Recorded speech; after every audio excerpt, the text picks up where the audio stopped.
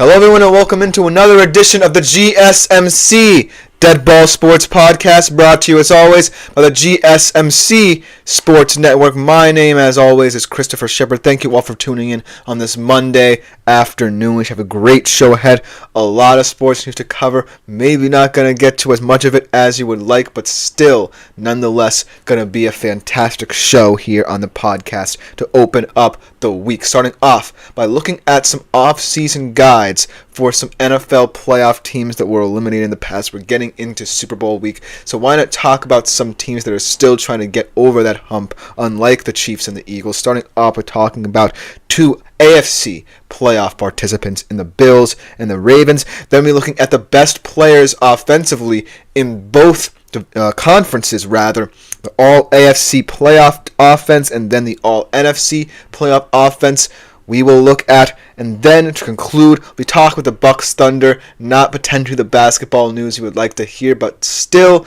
very interesting game taking place tonight, and also kind of ties in to the interesting basketball news, the groundbreaking basketball news, some would say, that happened over this weekend. But before we get into any of that fun stuff, I do want to remind you all to like, follow, and subscribe to the show in the network if you haven't done so already and you feel so inclined to keep up to date with all of our new content as it's released. But if you want to contribute and interact with our shows a little bit more directly, consider making yourselves available to the Super Chat, Super Thanks, and Super Stickers features here on YouTube. As always, the best way to get your opinions, feedback, and input out there on air. You can go to our website, gsmcpodcast.net, and do the exact same thing.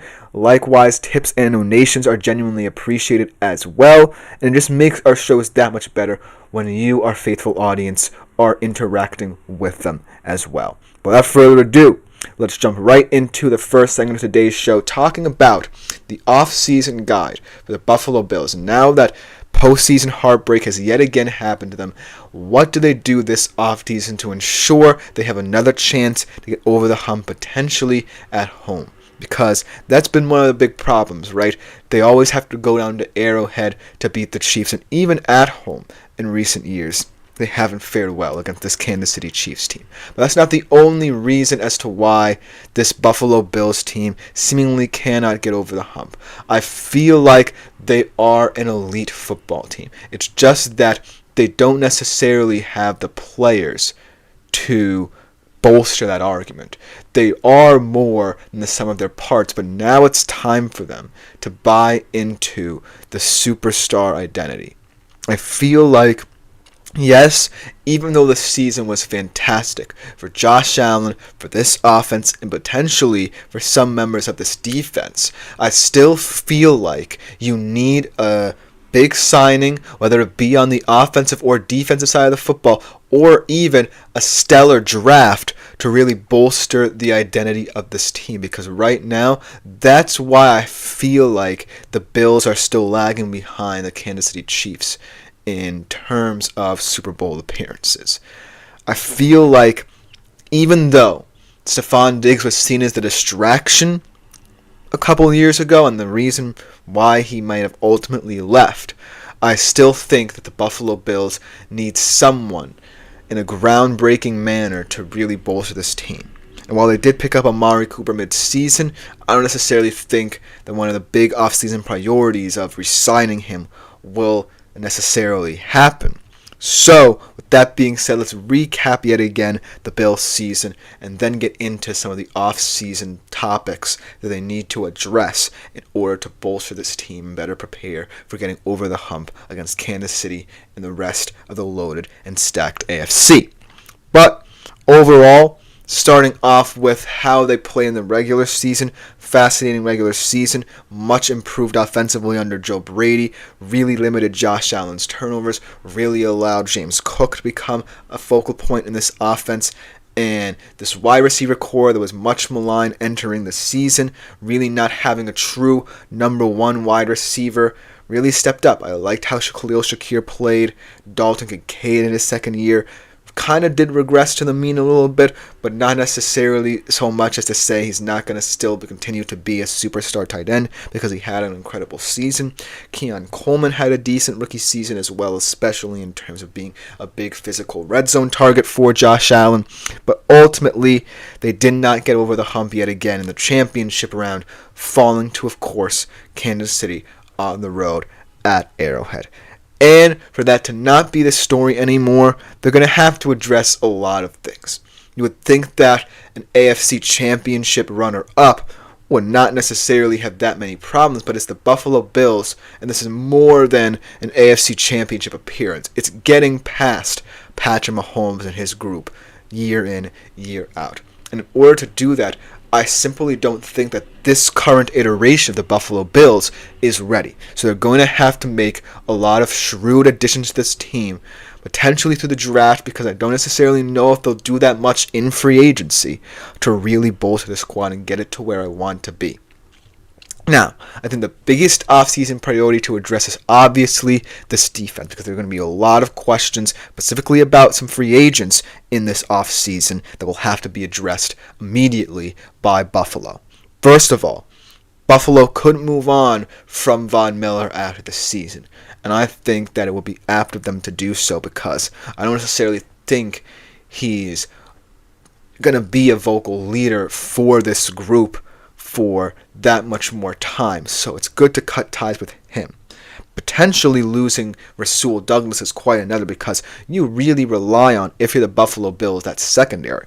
That secondary plays some of the best zone coverage in the entire NFL, and while they're not necessarily the most well-known secondary, they're not the biggest secondary, they do play zone coverage to a T, and losing a guy like Rasul Douglas, who really was phenomenal this season for them, could be a bummer.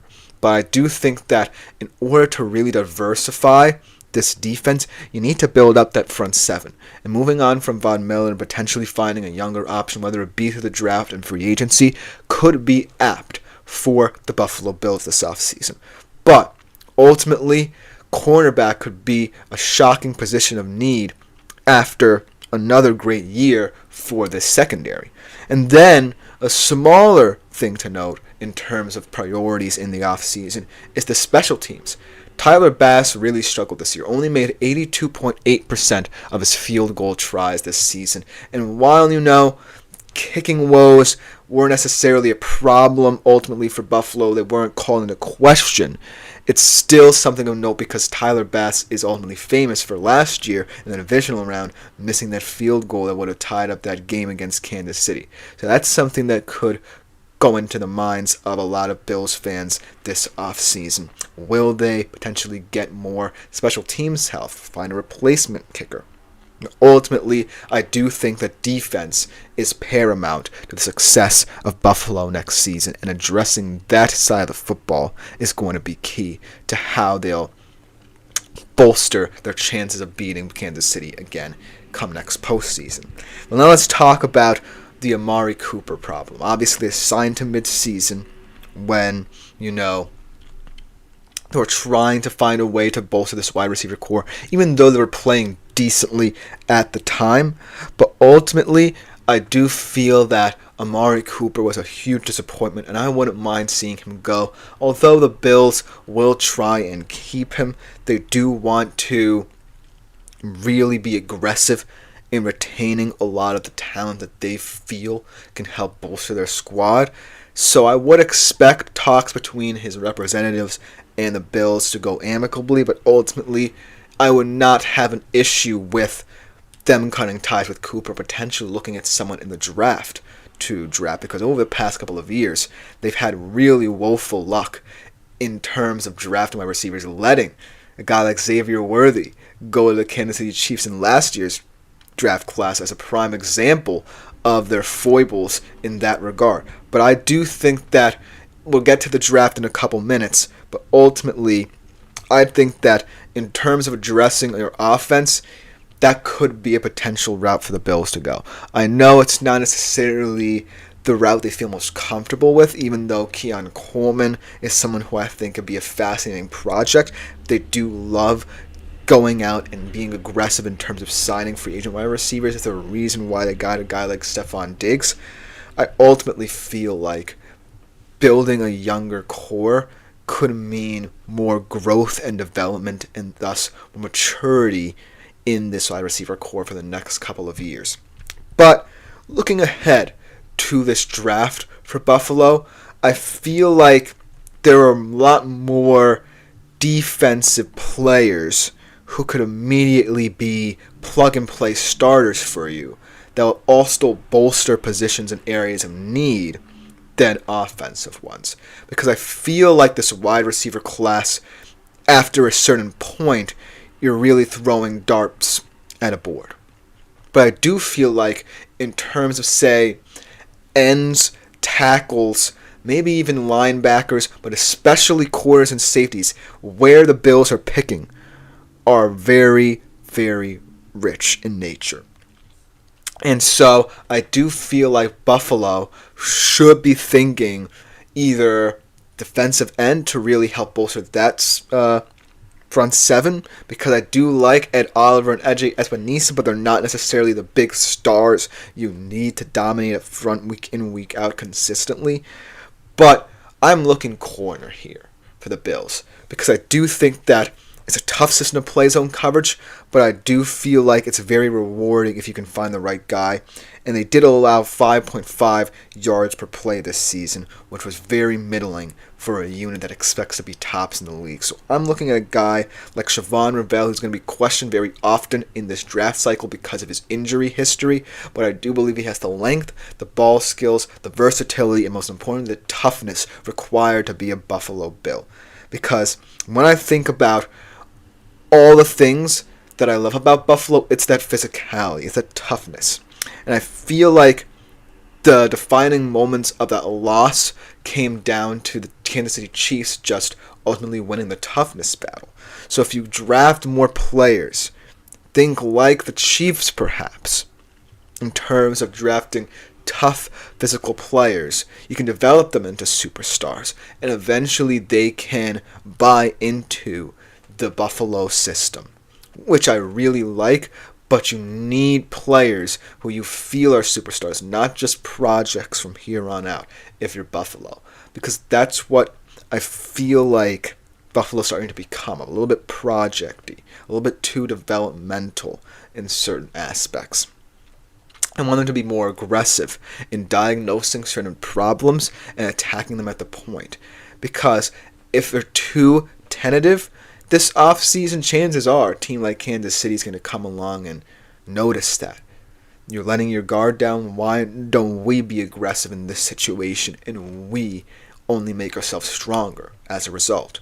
So I want to see Buffalo be the aggressor, but ultimately, because of all these free agency questions and situations to figure out, it might be a little bit interesting to see how Buffalo looks come next season. Let me know what you think about this Buffalo team and how it will play in for the offseason in the comments below. Because coming up next, we take a look at another AFC playoff participant in the Baltimore Ravens. What do they need to do to finally get over the hump? And what does Lamar need in order for him to make sure that he's not going down in history as one of the weirder 3-time, potentially, MVP winners in recent memory? We'll be right back after this short break to talk about it. I feel like I'm losing my mind. Is everybody in the world blind? Please, Lord, give me a sign, a sign. I feel like I'm losing my mind. Is everybody in the world blind? Please, Lord, give me a sign, a sign. I wanna be the greatest. Everybody on the fake shit. I look around and feel like everybody is the fakest. I make this every day and I'm impatient, hoping one day I blow up from the basement. Statement, the top is so vacant. I don't hear shit that I think is amazing. Waiting for my day when I'm playing sold out shows for 1,000 faces. Hey, give me that crown. Get in my way and to be put down. It ain't your place, all this my town. If I want that shit, then I'll get it right now. I'm losing it, the noose it fits. I'm losing shit, a stupid myth. You choose to live or choose to dip. You choose to fight or lose your grip and lose a gift. I feel like I'm losing my mind. Is everybody in the world blind? Please, Lord, give me a sign, a sign. I feel like I'm losing my mind. Hello, everyone, and welcome back into the GSMC Dead Ball Sports Podcast, brought to you as always for the GSMC Sports Network. Now, before we get into our second segment of today's show, I do want to remind you, as always, that if you want to contribute and interact with our shows a little bit more directly, consider making yourselves available to the Super Chat, Super Thanks, and Super Stickers features here on YouTube, as well as our website, gsmcpodcast.net, for more ways to get your input, feedback and opinions on air, so we can discuss a little bit more and be more interactive with our shows. It is genuinely appreciated by all concerned, as well as any tips and donations you might consider leaving as well. But it just makes our shows that much better when you, our faithful audience, are contributing as well. Without further ado, let's jump right into our second off-season guide of this episode, talking about another AFC playoff participant, this one coming up just a little bit short against the aforementioned Buffalo Bills, the Baltimore Ravens. Now, this Baltimore Ravens team could very well have been the favorite to make it to the Super Bowl for a lot of people from the AFC this year. After all, the offense looked a lot more balanced with the addition of Derrick Henry, and the defense, while it had its struggles early in the season, really ramped it up over the last couple of weeks of the regular season and into the postseason as well, especially in their wild card matchup against the Pittsburgh Steelers. And then everything unraveled in terms of offensive inconsistencies in that divisional round game against Buffalo, and they ultimately came up short. But I do think that if you're the Baltimore Ravens, you should not necessarily feel too hard done by this season, because you saw a lot of major improvements from this offense, but also a lot of inconsistencies as well that I feel like you can address pretty aptly in the offseason if you're Baltimore. So without further ado, let's jump right into how Baltimore can really bolster their squad, because I do feel like out of both of these AFC squads, it will be a little bit more embarrassing if Lamar Jackson wins his third MVP and still does not have a Super Bowl, unlike all the other multiple-time MVP winning quarterbacks in NFL history. But I do think that they are getting closer. It is a matter of a couple of pieces and a couple of adjustments on both sides of the football that I really think are needed for this Baltimore squad. So first and foremost, I feel like one area that kind of got papered over as the season went on was the protection for Lamar. The O-line early in the season had a lot of questions asked about it, a lot of movement along this line, whether it be guys like Patrick McCary and Ronnie Stanley moving inside or outside multiple times, or inconsistencies in pass protection when, they were a little bit more pass happy in certain games. I feel like that's paramount and integral to the offseason success of the Baltimore Ravens this particular year, because they feel closer than ever in terms of offensive game plan, because now they have more multiplicity to how they can approach it. Not only can Lamar threaten you downfield in the passing game with improved receiving play from both Flowers and Bateman for that matter, but he can also hand it off to a guy in Derrick Henry who's one of the best finishers in the game. But ultimately, if there are questions about your protection, chances are they're going to continue to be asked, and furthermore, continue to be asked until they're figured out. And so if you're Baltimore, you really need to hone in on what you need for this offensive line success for as long as Lamar's your QB, and most importantly, to get him over the hump to really be competing for Super Bowls and not just, AFC championship matchups. So that's one thing that they need to address. Most importantly, they need to address his blind side, because Ronnie Stanley, one of the most consistent left tackles, will start 103 games for the Ravens, is scheduled to be a free agent, and he is on the older side of things. He's a 30-year-old guy. I feel like that is pushing it a little bit in terms of offensive tackle age, but ultimately he has been one of the stalwarts of this line for years to come. But I do feel like if the Ravens do move on from him, there are many ways to address it. the free agency tackle class is highly superior to many others over the past couple of years, and you can find a couple good starters there. And then this draft class as well is very, very deep in terms of both tackle and guard positions. But ultimately, I feel like protecting Lamar's blind side is going to come down to whether or not they feel there's going to be even more movement next year amongst this line, or drafting a younger offensive tackle who will be a project at the position, might need to play multiple spots, given the inconsistencies overall of this line, is the better option at this point in time. But ultimately, I feel like no matter which position on the offensive line is called into question, whether or not it's Ronnie Stanley's or any other, I do feel like they need to address it somehow, some way, whether it be dipping into this free agent pool or drafting at that position and trying to have this young guy come in, potentially have to play multiple spots, because either one is a big risk, because Ronnie Stanley really has given you a lot of value over the past couple of years. So it's going to be hard for the Ravens to determine where they want to go with the future of this offensive line, but I guarantee you that I feel like a move is going to be made, especially at that left tackle spot. And then an under-the-radar one is the free safety spot, because I feel like Kyle Hamilton is still playing in this rover role, a very versatile free safety who can come down into the box and make run stuffs and also protect the linebackers a little bit in the run game as well. But I do feel like they need a more complete free safety who can lock down the back end of the secondary. I feel like, they have players in their roster that are capable of. Darius Washington stepped in admirably over the past couple of games and really was a big aspect of this defensive revamp in the last couple of weeks.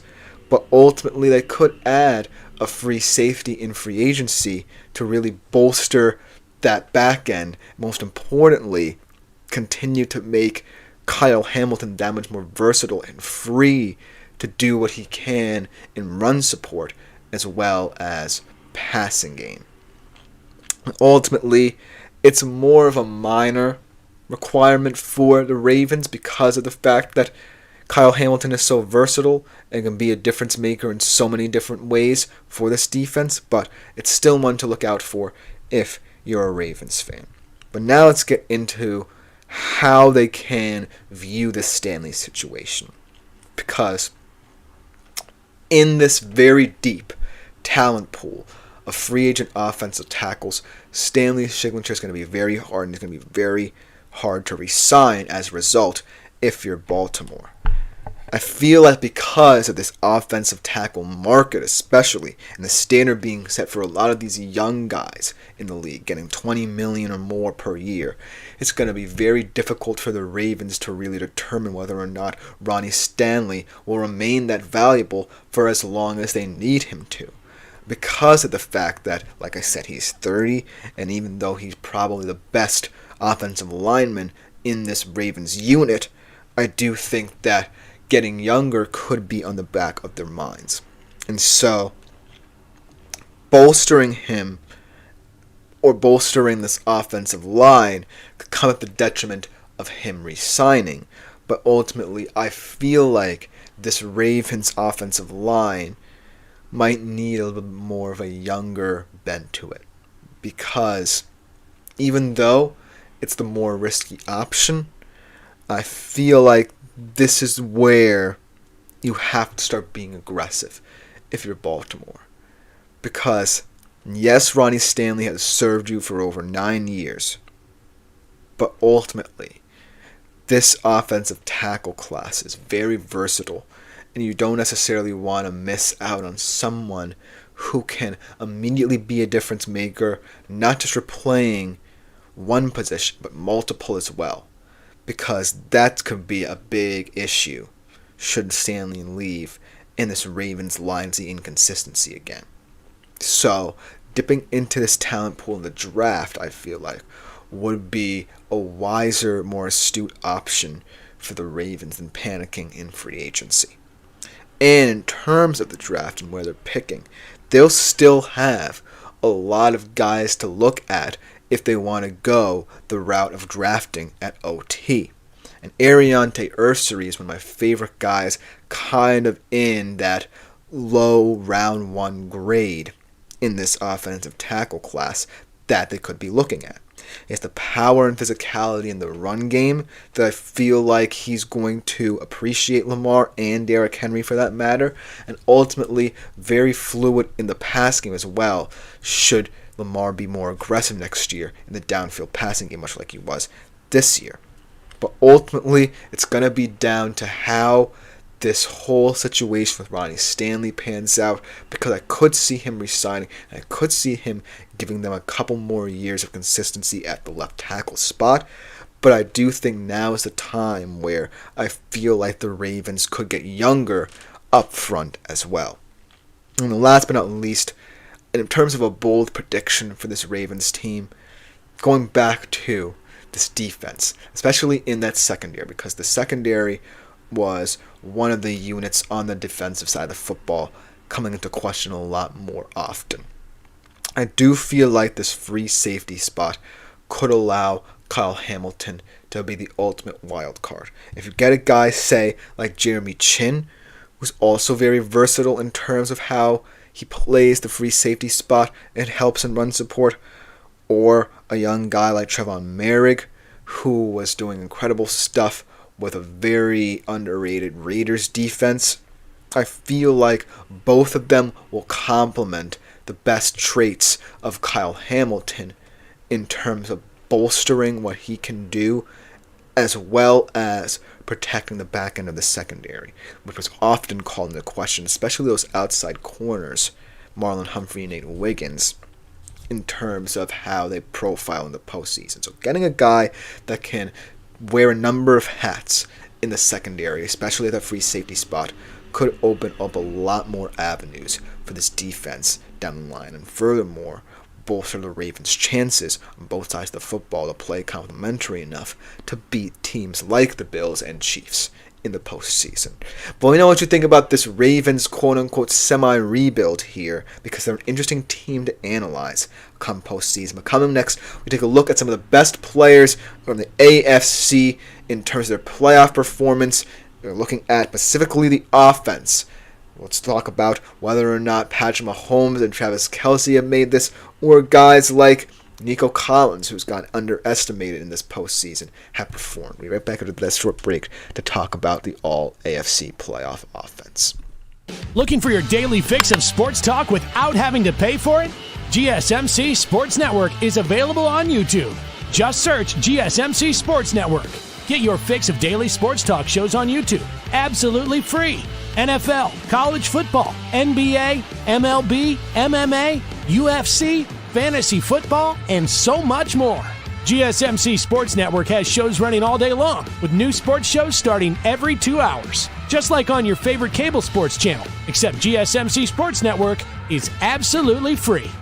Hello everyone and welcome back into the GSMC Dead Ball Sports Podcast, brought to you as always by the GSMC Sports Network. And for our third segment of today's show, we're going to be discussing the all-AFC playoff offense, the top performers in the AFC in that regard. And there were a lot of them, specifically amongst teams that weren't the Chiefs. Yes, there are going to be Chiefs on this list, but I do want to appreciate all the AFC participants this year because of the fact if they were not top performers on their respective squads, their respective squads probably wouldn't have made as much noise as they have, whether it's surprising or not.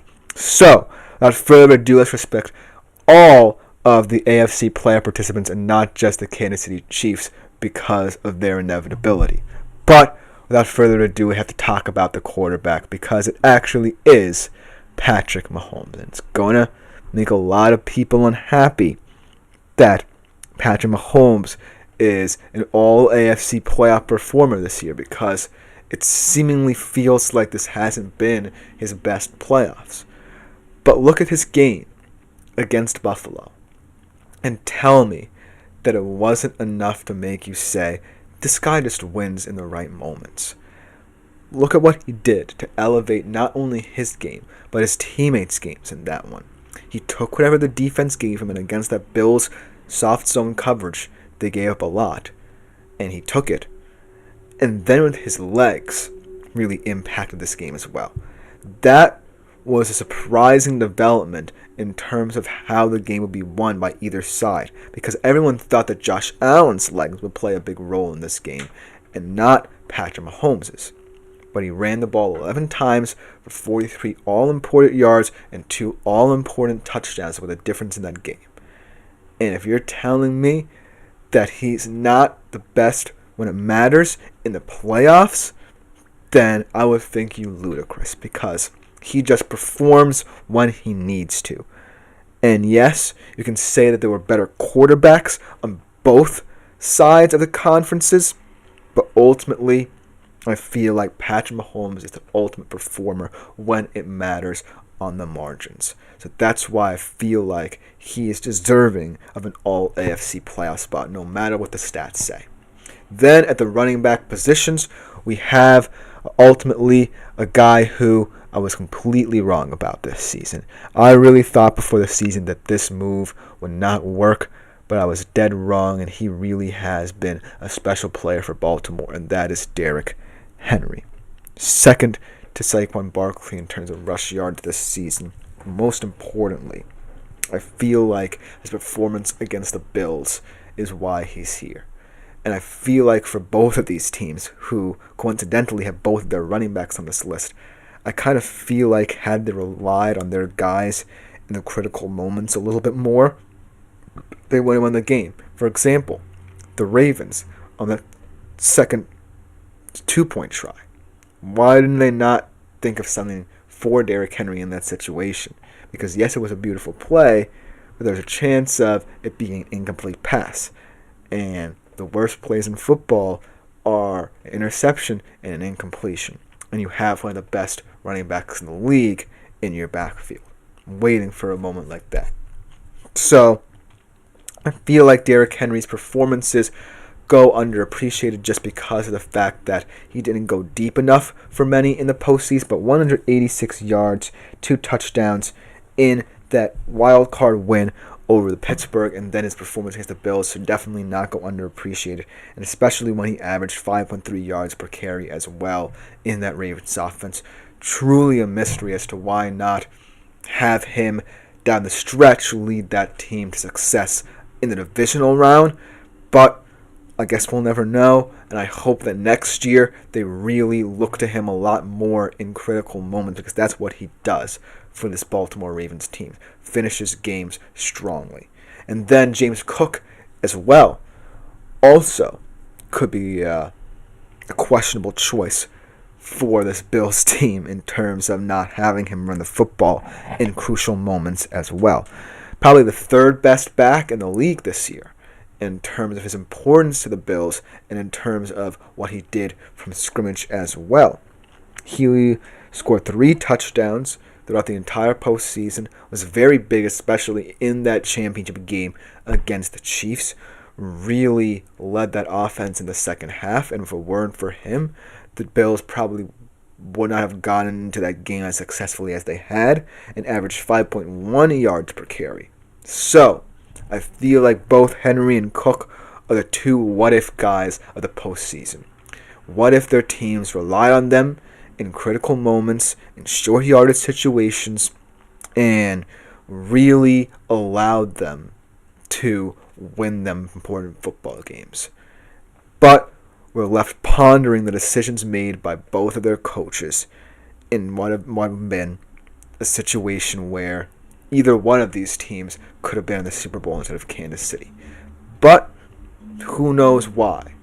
Because ultimately, when you are a run-heavy offense like both of these teams really are, chances are both of your backs in that Derrick Henry and James Cook might have gotten a little bit tired, but it leaves no excuse if, say, you want to win the big games.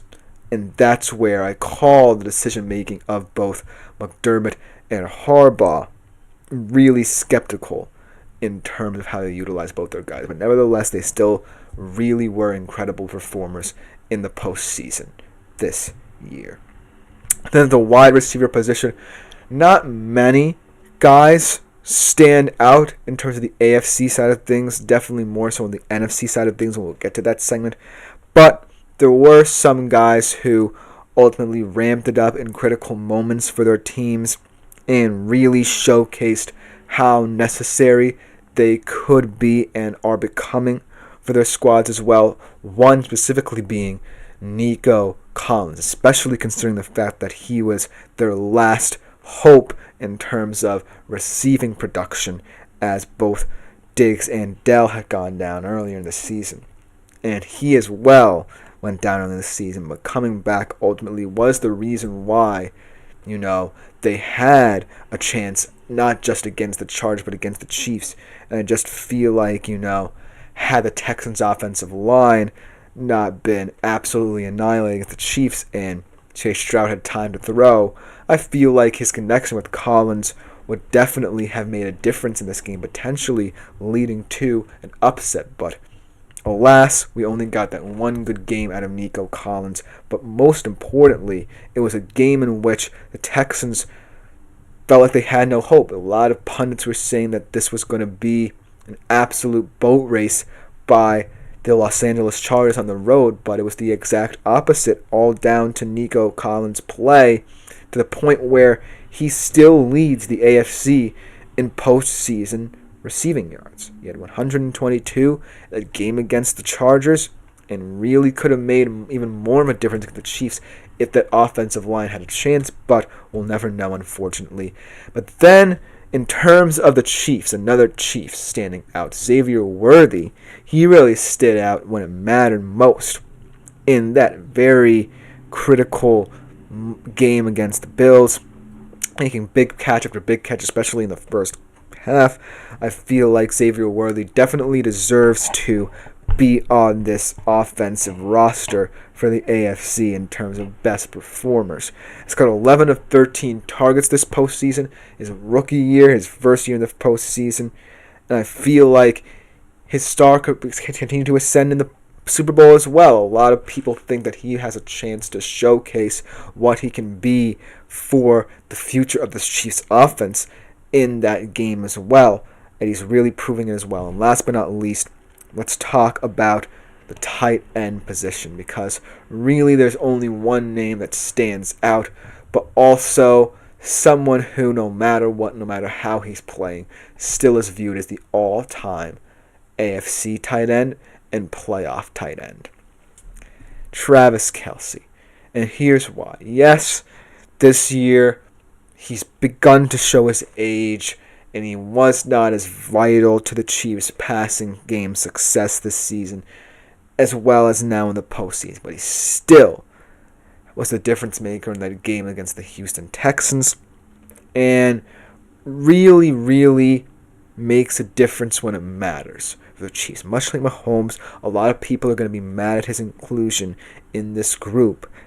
But still, when it matters, I feel like Travis Kelce steps up his game to the point where he is leading all AFC tight ends in receiving yards.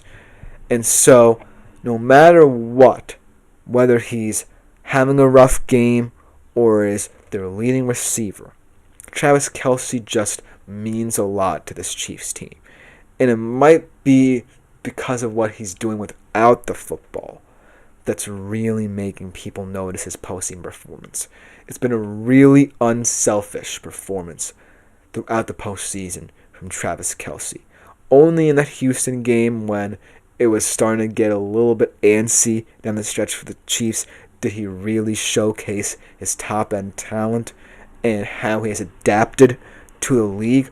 But ultimately, Travis Kelce is still a premier tight end because of what he does without the football as well as with it. But ultimately, when I look at this all AFC playoff offense, I definitely don't see as much talent as the NFC playoff offense. I definitely don't see as many breakout stars. I definitely see a lot more chalk and comfortability with this AFC roster. But maybe that's all you really need. Patrick Mahomes, Travis Kelce, and Xavier Worthy, obviously, all deserving of members of the Kansas City Chiefs. But it just goes to show the dominance that one team can have over a list like this. And then Derrick Henry and James Cook, spectacular all year.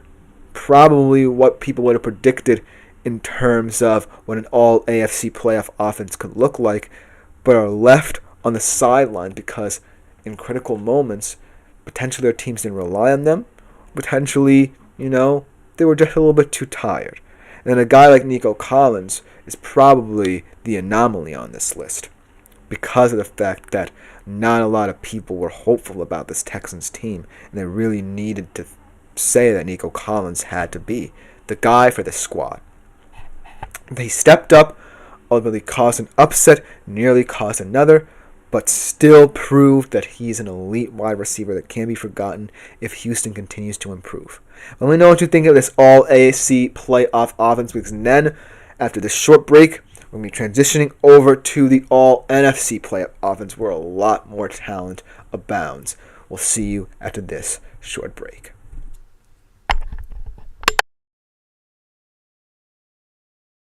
For the best and latest podcasts available anywhere, go to the podcast app on your cell phone and type in GSMC to access free content-rich podcasts on health and wellness, book reviews, sports, entertainment, relationships, social media, movies, technology, finance, and even weird news. Subscribe and download the GSMC Podcast Network's family of shows, available everywhere. Segment Hello, everyone, and welcome back into the GSMC Dead Ball Sports Podcast, brought to you, as always, by the GSMC Sports Network. And for our fourth segment of today's show, we transition to the NFC to talk about the all-NFC playoff offense with a lot more talent and a lot more breakout stars, in my humble opinion, than the AFC. And I just feel like because of the volatility of the NFC playoff picture, it's a lot more fun discussing and analyzing this team. But ultimately, I feel like the NFC is going to become the platform where the most exciting stuff in the postseason happens. Because we know the AFC, the Chiefs are going to be the dominating story. But the NFC really led to a lot of unpredictability, even though the Philadelphia Eagles, who looked very much like the strongest team on that side of the bracket, merged. And they will show in this playoff offense because of the talent that is in this loaded NFC playoff picture year in, year out. And it's funny that we're going to be leading off with a rookie quarterback in terms of its analysis. Without further ado, let's just jump right into it with no surprise. Jaden Daniels at the QB1 position. Who would have thought that of all the quarterbacks in the NFC playoff picture, Jared Goff looking to finally lead the Lions to the postseason in an advantageous position as the number one seed. Jalen Hurts, who, yes, all year long handed the ball off to Saquon, who we'll get to in a minute, but still could be a prolific passer on his day. Sam Darnold, the redemption story. Baker Mayfield, who was one of the hottest quarterbacks all year long, especially in the final weeks of the regular season. And then Jaden Daniels emerges. A guy who all year long was unflappable. You could not shake this man. And he proved it in the postseason. Even in that game, when they were boat raced by Philly, still played with the same poise and calm he had all season long, to the point where he led all quarterbacks this postseason, not just in the NFC, but the AFC as well, in pass yards and rush yards as well. 97.9 passer rating, 822 passing yards, 5 touchdowns, only 1 interception for this young man. Truly an incredible start to his playoff career. Hopefully many more years will come where he's in that position again, because ultimately he is going to be the face of the NFC and is already making a case to be the best quarterback in that conference, and proved it as such in his play throughout the NFC playoffs. Now let's talk about the man that transcends lists of this nature, Saquon Barkley. This was the obvious RB1, the only running back who could be on this team, in this situation. I mean, come on. He really is. The Eagles' offense really transformed this team to the point where Kellen Moore now looks like a genius and is going to be taking on one of the toughest head coaching jobs in the league because of how he utilized Saquon. But really, I feel that his postseason performance is a little bit more understated than his regular season performance, if you can imagine that. I feel like his prowess comes from his ability to gain yards after contact. His physicality makes a difference. And when you combine it with that Philadelphia Eagles offensive line, so fantastic in run protection, so fantastic in terms of the guards pulling, I feel like he's someone that is just going to be undeniable in a system like that. 3 touchdowns of 60-plus yards in the postseason, most in NFC history. He has 422 rush yards and 5 rushing touchdowns this postseason as well. The sky's the limit for him. He could break in the Super Bowl Terrell Davis's single-season rushing record, including the postseason, because obviously he didn't get a chance to break Dickerson's regular season record. But ultimately, a truly remarkable running back season for Saquon Barkley, and the only choice for the running back role in the NFC playoff picture this year. And let's talk about the wide receiver, starting off with a guy who finally got to prove his status as an elite wide receiver on the game's biggest stage, Terry McLaurin, and I could not be happier for this guy. He got a chance to really prove, with finally a consistent quarterback, that he is one of the wide receivers who was a force to be reckoned with in the league this year. Led the postseason in receiving touchdowns, second in receiving yards with 227, but really makes a big difference when you have a guy like Jaden Daniels throwing to you, but finally proving that he is better than a lot of receivers than we thought. It's just that he never had that consistent quarterback play to throw it to. And I feel like now, more than ever, Terry McLaurin's going to have more of an opportunity should Washington continue this rise to superstardom to really deliver on the biggest stages yet again. This year obviously wasn't his year. They just didn't have the pieces around him yet. But they are getting to the point where Terry McLaurin is now going to be included amongst the elite NFC wide receivers. And so this comes as no surprise to me, because all year long he's really shown that he can deliver for this Washington Commanders team, and might need more receiving help to not only alleviate some of the burden on Jaden Daniels, but also to get him more open and prove his prowess as a top receiver. Then Amon-Ra St. Brown, yes, very disappointing postseason for him and the Lions. Still had a very nice game, 137 receiving yards, 4th most in NFC, and averaged 17.1 yards per reception. It's a shame that they didn't get to their most lofty of goals, the Detroit Lions, but Amon-Ra still is a very special player. I know a lot of people don't necessarily view him as having one elite trait, but it doesn't matter, because he's one of the most exceptional route runners in the league and just gets open whenever Goff needs him to. And he's proved it all year long with another all-pro caliber season. So ultimately, these 2 wide receivers really standing out. One more so for being in a breakout position where he hasn't had an opportunity like this before with consistent QB play, being able to make it to the conference championship game, and the other not necessarily reaching his ultimate goals along with his team, but still sustaining the caliber of play needed to have success in this league as a wide receiver. And when I compare that to Nico Collins and Xavier Worthy, again, one guy having a breakout year in his rookie year and another really helping his team even in a dire situation. But I do feel like when I look at the NFC more so than the AFC, they are far superior in terms of not just how they're utilized, but how they play the game. Because I feel like AFC wide receivers are going to become more predicated on their vertical threat. and getting downfield. I feel like these two guys are very savvy veteran receivers who know that it's not just all about speed and pace winning the day. They're more known for getting open, running the routes, high IQ football in key situations. And it's the reason why they perform at a high level in that game against each other.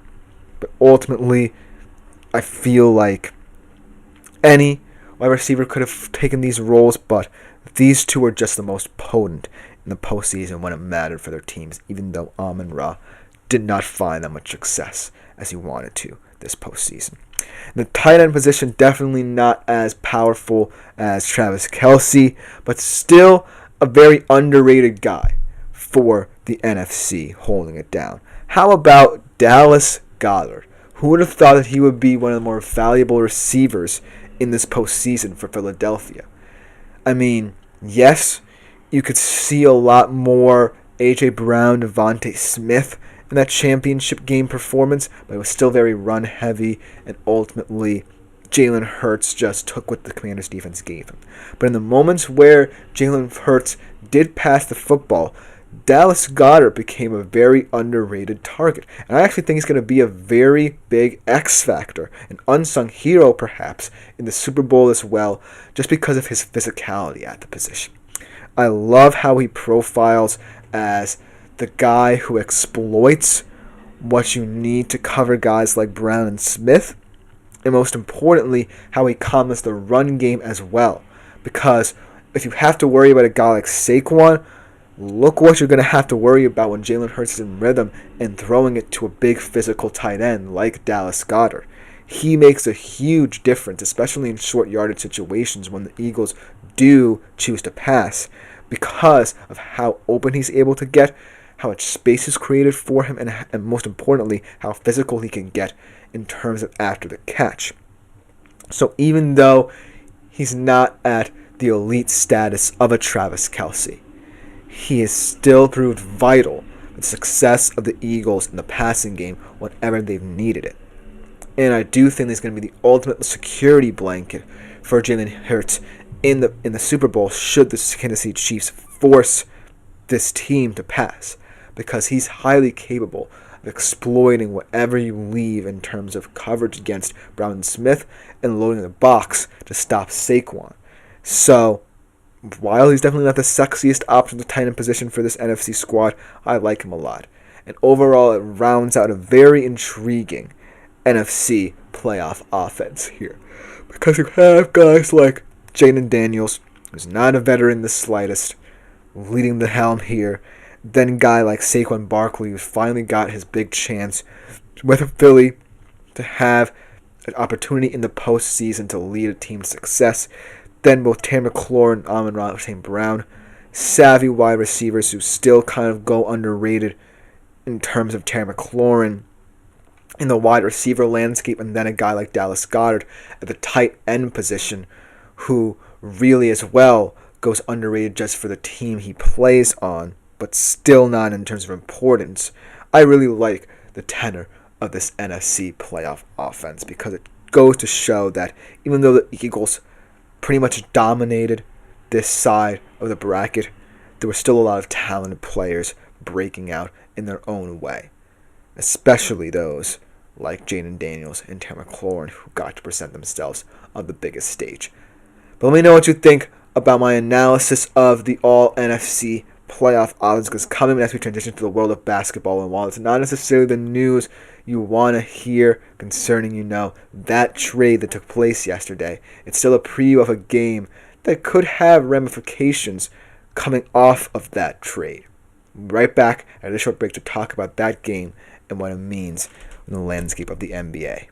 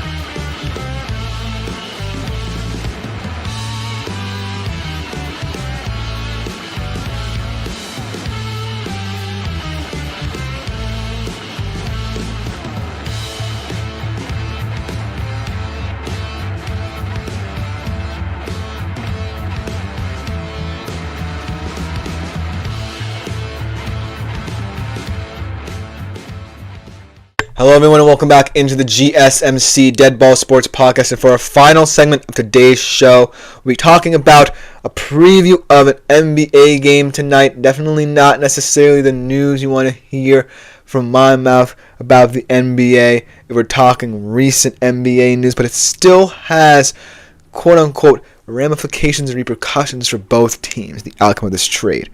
Maybe more so for one than the other, but it's going to be still interesting to talk about this game in conjunction with that trade. Because I feel like even though both of these teams have nothing to do with the outcome of what happened over the weekend, it's still going to come into question in terms of how these teams' paths potentially to championships, and not just now in the future, are impacted as well, and what their championship window could look like. So without further ado, let's preview this Bucks Thunder game. This was actually the NBA Cup final in a very low-scoring affair. The Milwaukee Bucks came out on top, one of the only losses of the season. This very impressive and young, most importantly, Oklahoma City Thunder team. Remember that as we discuss this game, because it will come back when we talk about the ramifications of this trade and what it means for both these teams. But ultimately, I want to talk with the Bucks a little bit first and foremost, because this was a team, right, that coming into this season really lost a little bit of its luster in the Eastern Conference. Obviously, I know they still have one of the most exciting tandems in the league with Giannis and Dame, but ultimately not necessarily to the point where it made sense, and it's not necessarily working out now as they continuously slide down the Eastern Conference ranks.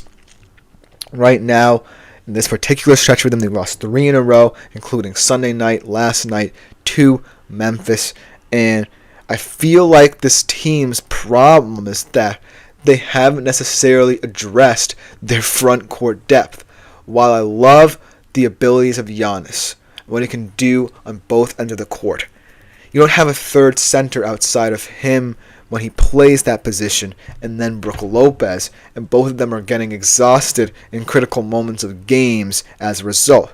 Over the past couple games, they had the worst defense, specifically in the last 5 games, and they're last in defensive rebound percentage.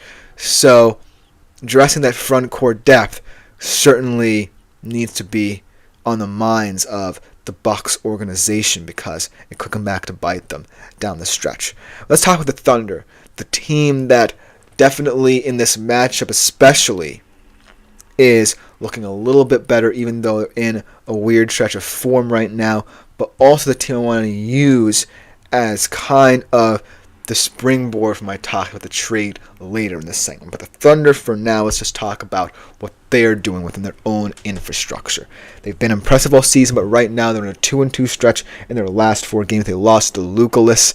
How ironic is that now? Dallas Mavericks and the very, very up and down Golden State Warriors. But I do feel like in this game, they should have enough talent and depth to pull this off. And that's ultimately going to be something that I continue to talk about as I talk about this game down the stretch in conjunction with that Luka trade. But ultimately, I feel like, this game is going to come down to the fact that the Thunder, no matter what befalls them, just seemingly have the superior depth to the Bucks.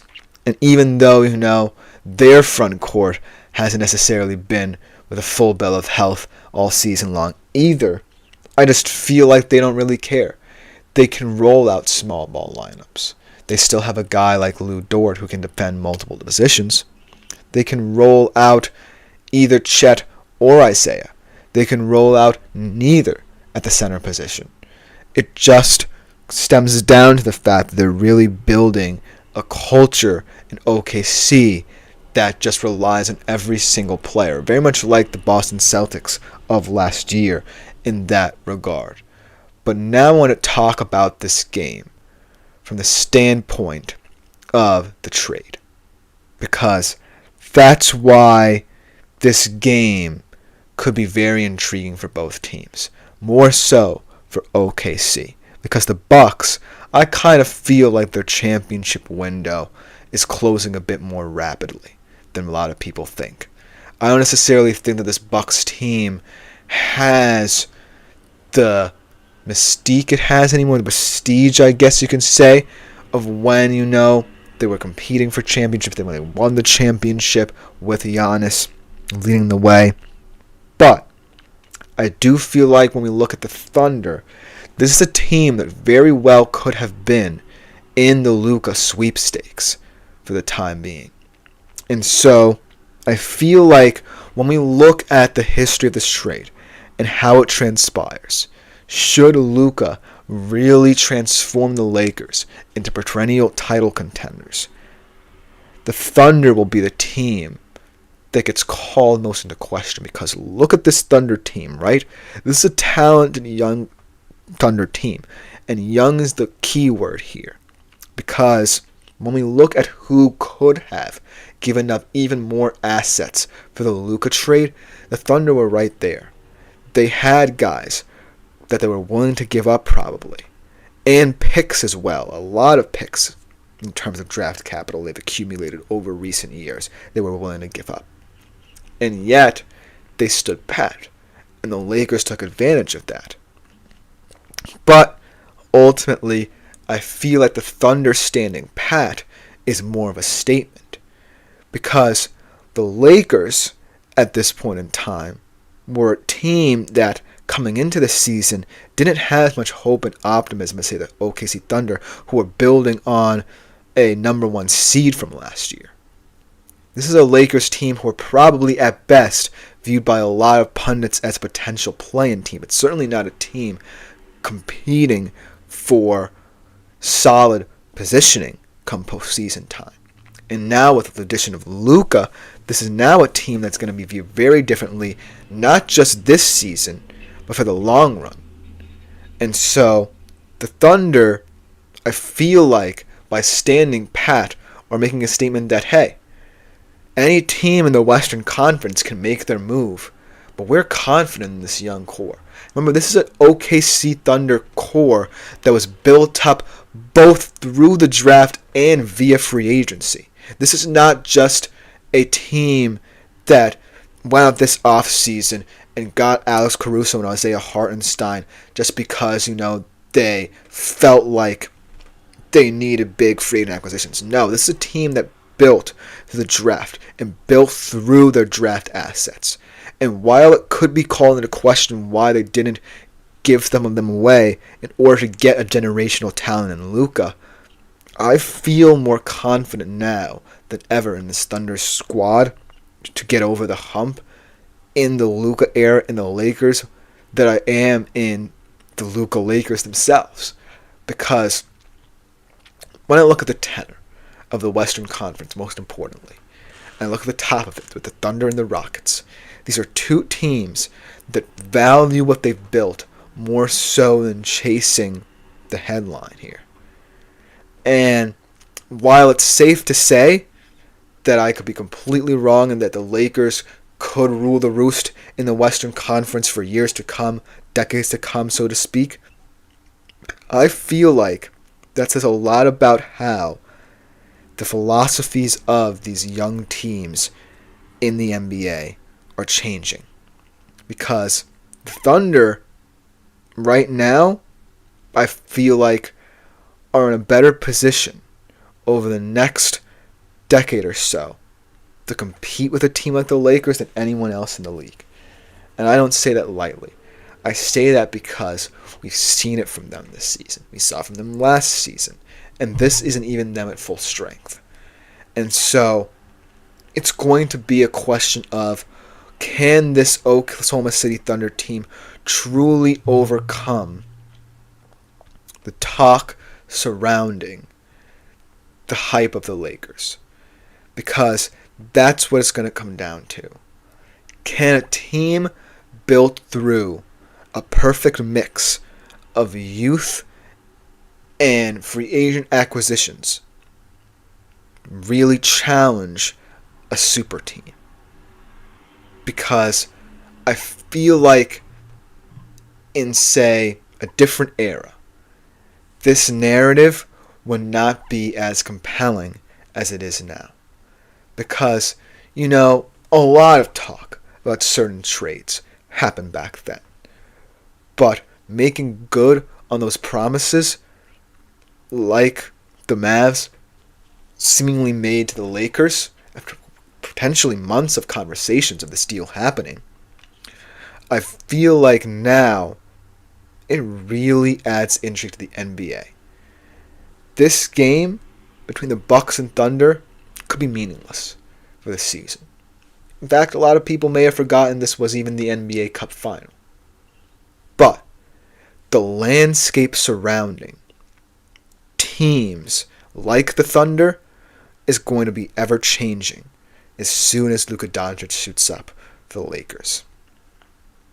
And so that's why even a game like this that seemingly has no meaning to either team, whether the Thunder win or the Bucks win, it's just another win on the schedule. I feel like it just goes to show how fragile championship windows are.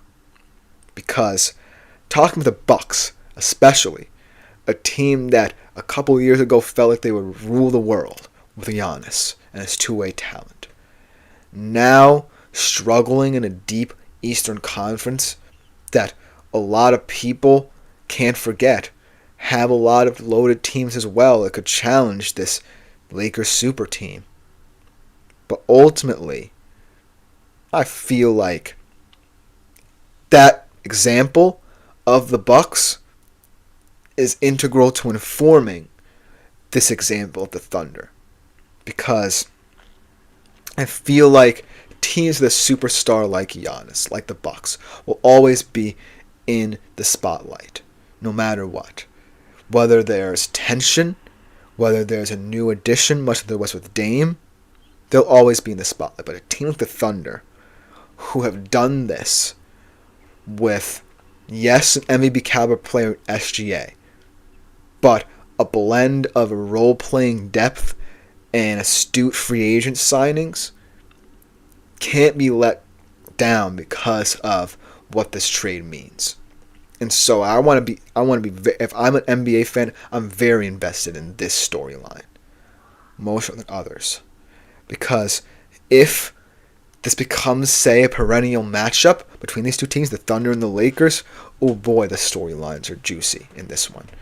And as a result, the NBA is now going to become more of a high-profile league if this becomes the matchup. And this particular game between the Bucks and Thunder, yeah, it's meaningless. But it just goes to show.